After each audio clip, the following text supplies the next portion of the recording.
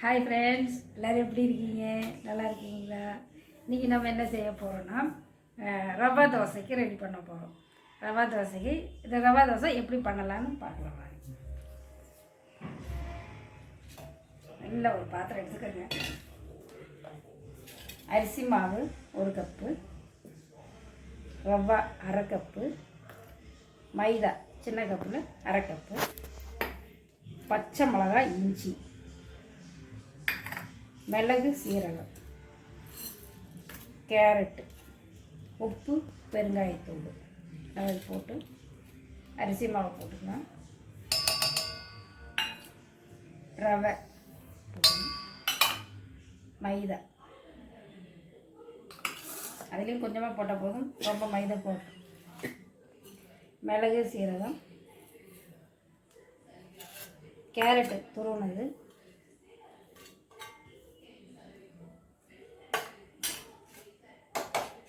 இஞ்சி, பச்சை மிளகாய்,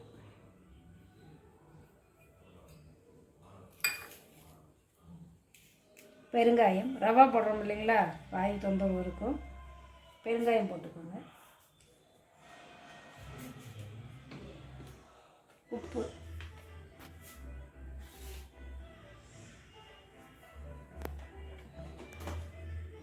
அது நம்ம நல்லா காய்ச்சி வச்சுக்கலாம்.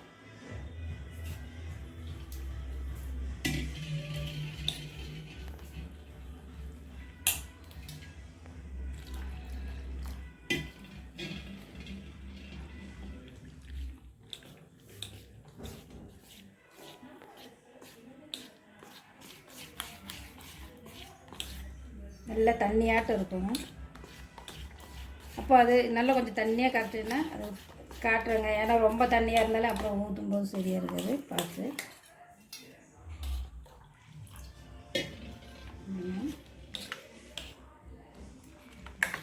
நல்லா கலக்கி விட்டுருங்க.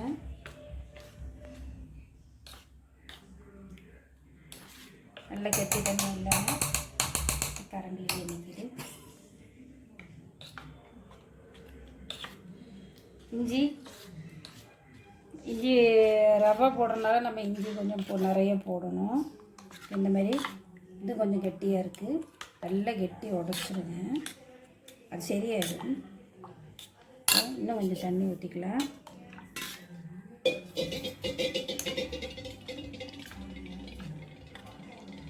பாருங்க, இந்த தண்ணி இந்த கெட்டி தன்மைக்கு இன்னும் கொஞ்சம் தண்ணி ஊற்றி, ஏன்னா ரவை ஊற உதிரும் இல்லைங்களா, அதனால்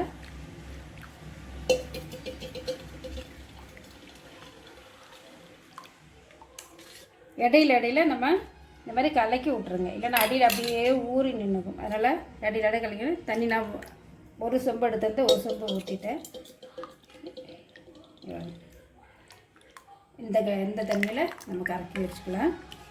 இதை அப்படியே மூடி வச்சுப்போம்.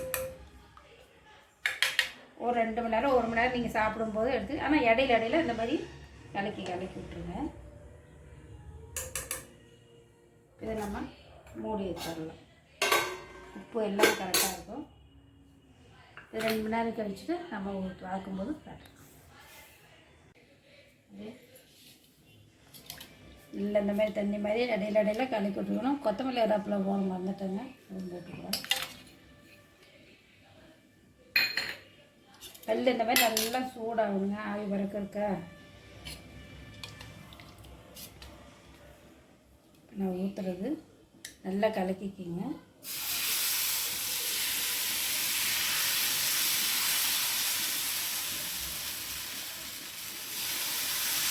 இப்படி எட்டி கொஞ்சம் தள்ளி இப்படியே வாத்துக்கோங்க.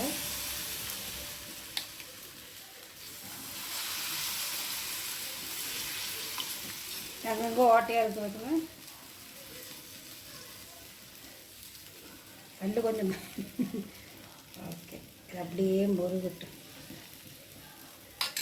எடு எண்ணெய் வாட்டும்.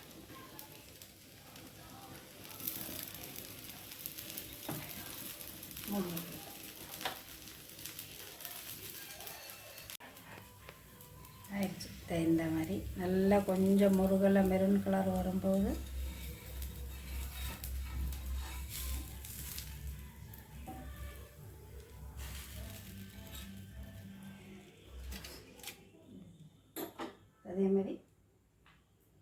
கல் இப்படி துணி வச்சு ஒன்று தடவிக்கங்க. ஒன்று சிலது வரும், சிலது வராது.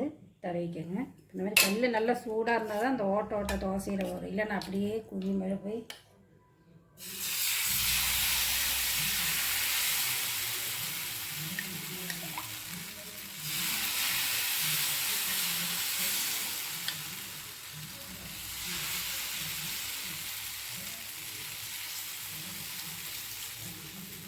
அடுப்பு ஹையில் வச்சுக்கோங்க.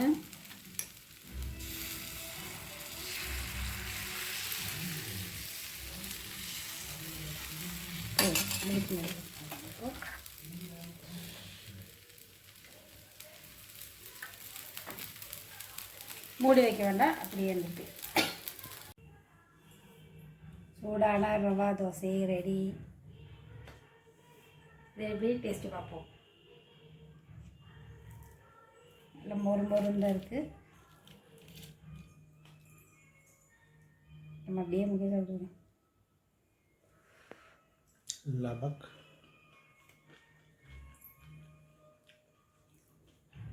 கண்டிப்பாக சாம்பாருக்கும் தோசைக்கும் சூப்பராக இருக்குது.